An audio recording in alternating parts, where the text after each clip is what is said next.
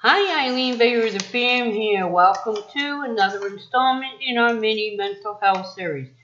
And in today's installment, we will be going over the causes and symptoms of insomnia. Before we begin, let me just remind you to please watch the full video because throughout the video there'll be three key words. When I get to the keyword, I will say keyword, then what the keyword is. At the end of the video in the comment section, along with the genuine comment about the video, put in what the three keywords are to be eligible for my free merch giveaway when I reach 2,000 subscribers. So let's get started. What is insomnia? Excuse me. Insomnia is a common sleep disorder that can make it hard for you to fall asleep, or hard to stay asleep, or even cause you to wake up too early and not be able to get back to sleep. You may still feel tired when you wake up. And insomnia can sap out not only your energy level and mood, but also your health, work performance, and quality of life. How much sleep is enough varies from person to person, but most adults need 7 to 8 hours a night. At some point, many adults experience short-term acute insomnia, which lasts for days or weeks. It's usually the result of stress or a traumatic event, but some people may have long-term, better known as chronic insomnia, that lasts for a month or more. Insomnia may be the primary problem, or it may be associated with other medical conditions or medications. You don't have to put up with sleepless nights. Simple changes in your daily habits can often help. So what are some of the symptoms of insomnia? Well, some of the symptoms may include difficulty falling asleep at night, waking up during the night, waking up too early, not feeling well rested after a night's sleep, daytime tiredness or sleepiness, keyword, irritability, depression or anxiety, difficulty paying attention, focusing on tasks or remembering, increased errors or accidents, ongoing worries about sleep. So when should you see a doctor if you have insomnia? Well, if insomnia makes it hard for you to function during the day, that's when you really should talk to your doctor to identify the cause of your sleep problem and how it can be treated. If your doctor thinks that you have a sleep disorder, you might be referred to a sleep center for special testing. So what are the causes of insomnia? Well, insomnia may be the primary problem, or it may be associated with other conditions. Chronic insomnia is usually a result of stress, life events, or habits that disrupt sleep. Treating the underlying cause can resolve the insomnia, but sometimes it can last for years. Some of the common causes of chronic insomnia include stress, like concerns about work, school, health, finances, or family can keep your mind active at night, making it difficult to sleep. Stressful life events or trauma, such as a death or illness of a loved one, divorce, or a job loss, also may lead to insomnia. Travel or work schedule. Your circadian rhythms act as an internal clock, guiding such things as your sleep-wake cycle, metabolism, and body temperature. Disrupting your body's circadian rhythms can lead to insomnia. Causes include jet lag from traveling across multiple time zones, working a late or early shift, or frequently changing shifts. Poor sleep habits. Poor sleep habits include an irregular bedtime schedule, naps, stimulating activities before bed, an uncomfortable sleep environment, and using your bed for work. Eating or watching TV, computers, TV, video games, smartphones, or other screens just before bed can interfere with your sleep cycle. Eating too much late in the evening. Having a light snack before bedtime is okay, but eating too much may cause you to feel physically uncomfortable while lying down. Many people also experience heartburn, a backflow of acid and food from the stomach into the esophagus after eating, which may keep you awake. Chronic insomnia may also be associated with medical conditions or the use of certain drugs. Treating the medical condition may help improve your sleep, but the insomnia may persist after the medical condition improves. Additional common causes of insomnia may include mental health disorders like anxiety disorders, post traumatic stress disorder, and awakening too early can be a sign of depression. Insomnia often occurs with other mental health disorders as well. Medications. Many prescription drugs can interfere with sleep, such as certain antidepressants and medications for asthma or blood pressure. Many over-the-counter medications, such as some pain medications, allergy and cold medications, and weight loss products, contain caffeine and other stimulants that can disrupt your sleep. Medical conditions. Examples of conditions linked to insomnia include chronic pain, cancer, diabetes, heart disease, asthma, gastroesophageal reflux disease, better known as GERD, overactive thyroid, Parkinson's disease, and Alzheimer's. Sleep-related disorders. Sleep apnea causes you to stop breathing periodically throughout the night, interrupting your sleep. Restless leg syndromes can cause unpleasant sensations in your legs and almost irresistible desire to move them, which may prevent you from falling asleep. Caffeine, nicotine, and alcohol. Coffee, tea, cola, and other caffeinated drinks are stimulants. Drinking them late afternoon or evening can keep you from falling asleep at night. Nicotine in tobacco products is another stimulant that can interfere with sleep. Alcohol may help you fall asleep, but it prevents deeper stages of sleep and often causes awakening in the middle of the night. Insomnia and aging. Insomnia becomes more common with age. As you get older, you may experience change in your sleep patterns. Sleep often becomes less restful as you age, so noise or other changes in your environment are more likely to wake you. With age, your internal clock often advances, so you get tired earlier in the evening and wake up earlier in the morning. But older people generally still need the same amount of sleep as younger people do. Excuse me. Changes in your activity. You may be less physically or socially active. A lack of activity can interfere with a good night's sleep. Also, the less active you are, the more likely you may be to take a daily nap, which can interfere with sleep at night. Changes in health.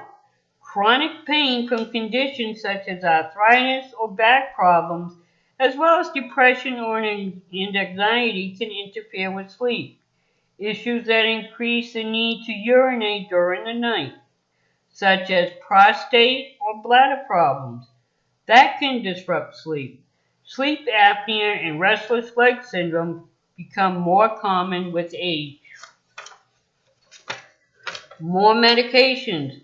Older people typically use more prescription drugs than younger people do, which increases the chance of insomnia associated with medications. What about insomnia in children and teens, though? Well, problems may be a concern for children and teenagers as well. However, some children and teens simply have trouble getting to sleep or resist a regular bedtime because their internal clocks are more delayed. They want to go to bed later and sleep later in the morning. Are there any risk factors associated with insomnia? Well, nearly everyone has an occasional sleepless night. But your risk of insomnia is greater if you're a woman. Hormonal shifts during the menstrual cycle and menopause may play a role. During menopause, night sweats and hot flashes often disrupt sleep. Insomnia is also common with pregnancy. If you're over the age of 60, because of changes in sleep patterns and health, insomnia increases with age.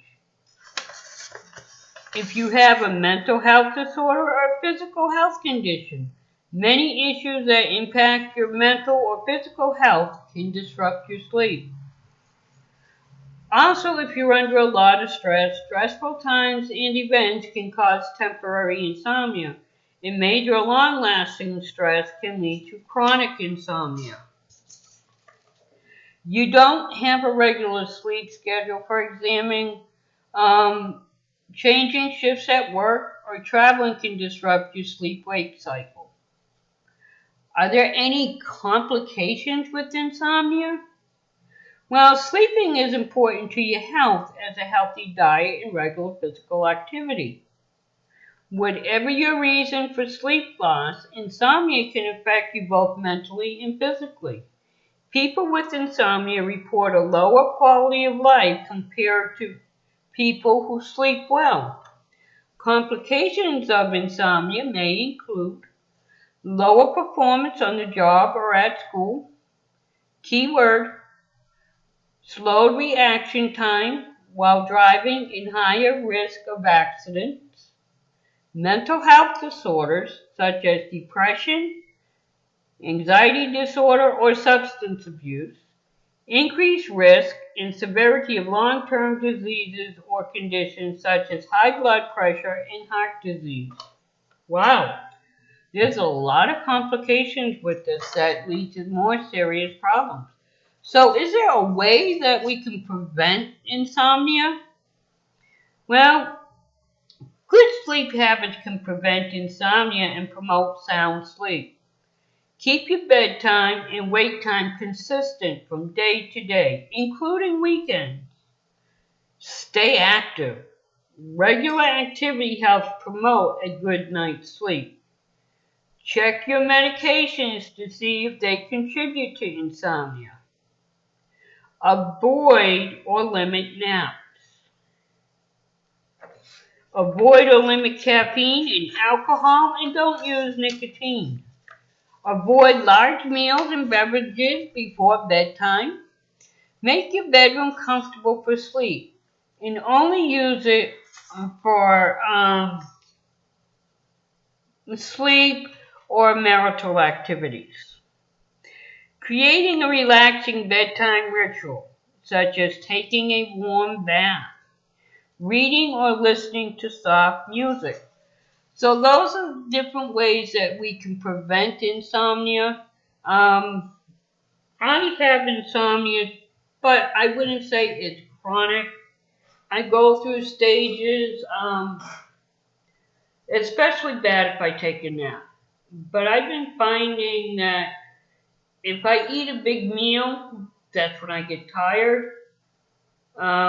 Or a lot of times, one of the problems I have that we discussed in this is my brain's not wanting to shut off.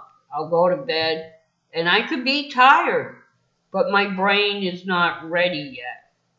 And there's a lot of things that I do that I'll go over with you when we do the treatment, the diagnosis and treatment of insomnia for Wednesday. And I'll go over some of the things that help me so I can go to sleep. Before we go, I want to just reiterate this message because this is what my channel is about. It is about helping each and every one of you in any way I can. Whether you're suffering because of loneliness, anxiety, stress, another type of mental disorder, or a physical disorder, or you just need a friend. Remember, all you have to do is reach out. You can reach me at on Facebook. I have a Facebook page now, just dealing with mental health. It's called Mental Health in You. You can reach out to me through regular messenger. You can reach out to me on Twitter, Instagram. If you have my number, you can reach out to me that way. You can email me. Just if you don't ever do anything by yourself, you're never alone. Okay? I know what loneliness is. I know what it feels like to be alone. I know what loneliness can cause you to do. Learn to love yourself. And that's the one great thing. I do monthly boxes that really helps because in order for somebody else to love you, you need to love you first. You need to be happy with yourself. And in the TheraBox subscription set that I get, which I'm not sponsored for that, but I do love that box, it is curated and inspired. It's actually put together by different mental health therapists. So you know everything in that box helps. But it's basically what we call a self-love box. It has different products to help show yourself self-love. Because once you build up your self-love and you can love yourself completely, then others can love you the way that you should be loved. And I don't mean, loving as like a husband and wife. There's different degrees and different types of love. You can love somebody as a family member, as you know. You can love somebody as a close friend. But when you don't love yourself, you're not happy. And that persona emanates from you. And a lot of people don't want to be around that because they feel they're going to feel unhappy. But I want you to know that I do love each and every one of you out there. Yes, that's right. I love you all for who you are. I have made many friends here on YouTube, and I have friends off of YouTube. What you see on YouTube is the same person you see or you will get off of YouTube.